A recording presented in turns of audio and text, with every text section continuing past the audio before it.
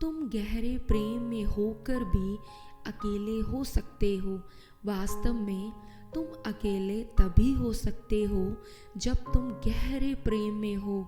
प्रेम की गहराई तुम्हारे आसपास एक सागर निर्मित करती है, एक गहरा सागर, और तुम एक द्वीप बन जाते हो। निपट एकांत। हाँ, सागर तुम पर किनारे से लहरें उछालता रहता है, परंतु जितना ज़्यादा सागर की लहरें तुम्हारे किनारे से टकराती हैं, उतने ही एकाग्र, उतने ही गहरे, उतने ही केंद्रित तुम हो जाते हो। प्रेम का मूल्य केवल इसलिए है क्योंकि वह तुम्हें एकांत करता है। वह तुम्हें स्वयं होने के लिए उचित आकाश देता है। परंतु प्रेम के प्रति तुम्हारी एक सोच है, वह सोच उलझन निर्मित कर रही है। प्रेम नहीं, अपितु उसकी सोच।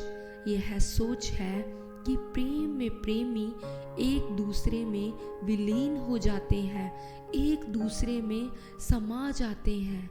हाँ, प्रेम में ऐसे क्षण आते हैं जब प्रेमी एक दूसरे में खो जाते हैं, परंतु यह जीवन का सौंदर्य है और उस सब का भी जो अस्तित्वगत है कि जब प्रेमी एक दूसरे में विलीन हो जाते हैं, वही क्षण होते हैं जब वे बहुत चेतन, बहुत होशपूर्ण हो जाते हैं। वह विलीनता बेहोशी नहीं है, वह एक महान चेतना लाती है।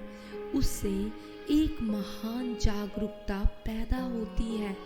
एक हाथ तो वे मिट जाते हैं और दूसरे हाथ वह अकेले होने के परम सौंदर्य को देखते हैं।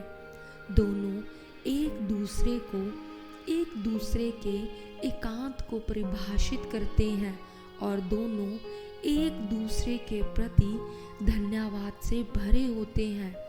एक दूसरे के कारण ही वे स्वयं को देख पाए हैं। दूसरे ने एक दर्पण का काम किया है जिसमें वे स्वयं की रिफ्लेक्शन देख सकते हैं। प्रेमी एक दूसरे का शीशा है। प्रेम तुम्हें अपने मौलिक चेहरे के प्रति जागरूक करता है। इस कारण यह बहुत विरोधाभासी और असंगत लगता है जब कहा जाता है प्रेम एकांत लाता है।